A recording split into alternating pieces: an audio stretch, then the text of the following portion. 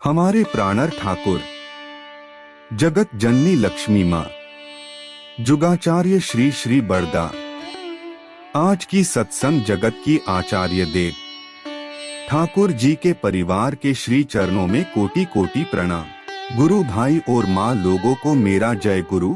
ठाकुर जी के ऐसी वीडियो देखने के लिए हमारा भक्ति मार्ग कथा चैनल को सब्सक्राइब जरूर करें। उस बटन को तोड़ो या फोड़ो, कुछ भी करो। चलिए ठाकुर जी के भावधारा के योर। शाकाहारी भोजन की आदत पर श्री श्री ठाकुर क्या कहते हैं? स्वच्छता वह है जो किसी के अस्तित्व और विकास के लिए अनुकूल हो। यह हमारा कर्तव्य होना चाहिए कि हम हर चीज में यह देखें कि किसी के अस्तित्व और विकास को क्या बनाए रखता है। इस संबंध में परीक्षित सत्य हमारे लिए आकर्षक होना चाहिए। जब तक हम जीवित रहना चाहते हैं, हमें अपने दैनिक जीवन में इसका पालन और अभ्यास करना चाहिए। चाहे किसी भी देश में इसकी खोज और परीक्षण किया गया हो, हमें अपने विशिष्ट सहज गुण को बरकरार रखते हुए इसे पकड़कर रखने में कोई आपत्ति नहीं होनी चाहिए। यदि कोई व्यक्ति मांसाहार से अपना पोषण मूल्य प्राप्त कर लेता है तो इसमें क्या हानि है?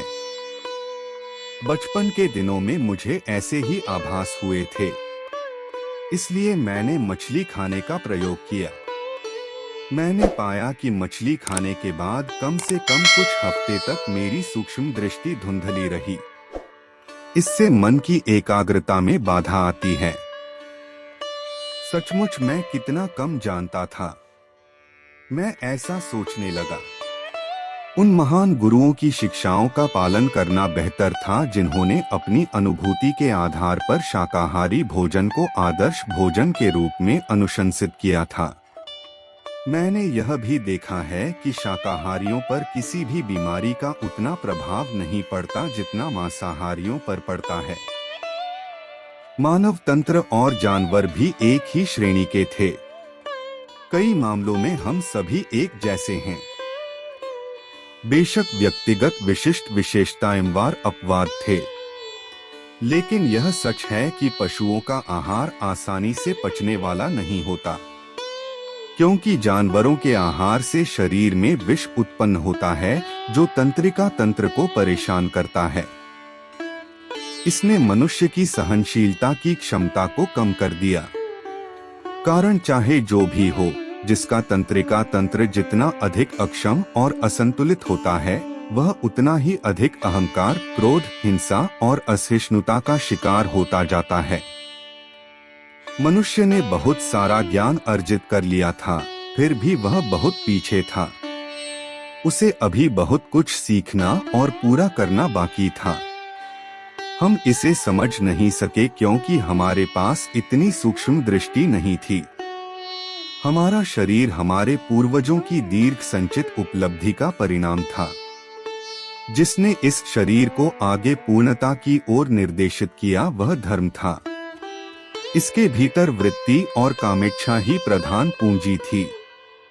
इन संसाधनों से संपन्न व्यक्ति को ईश्वर केंद्रित होना चाहिए। मांसाहार कभी भी प्राकृतिक आहार नहीं हो सकता। इसे विकृत स्वाद कहा जा सकता है। किसी जानवर के मारे जाने पर उसे जितनी पीड़ा होती है, उतनी ही पीड़ा एक मनुष्य को भी होती है।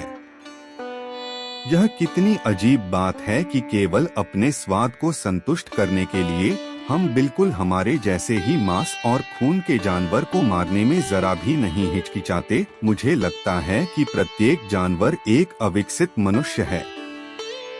यह वाकई आश्चर्य की बात है कि जब किसी इंसान की बलि दी जाती है तो हम डर जाते हैं, लेकिन किसी जानवर की हत्या होने पर बिल्कुल भी प्रतिक्रिया नहीं करते।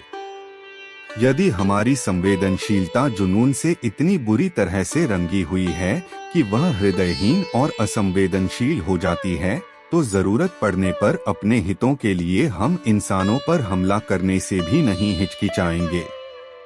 इसलिए मैं कहता हूँ कि मांसाहार न खाना ही बेहतर है।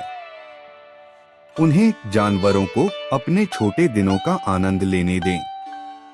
उनके पास दुख और संकट हैं, वे भी अपना भला चाहते हैं, उनके पास भी अपना दिमाग है, हम उन्हें क्यों पीड़ा देंगे।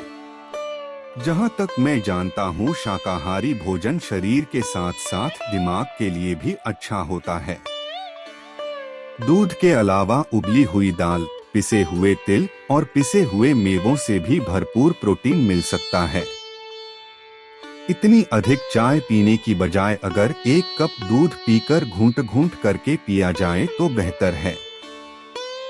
यह व्यक्ति के जीवन काल को बढ़ाता है, लेकिन ध्यान रखें कि मात्रा उतनी ही लें जितनी आसानी से पच सके।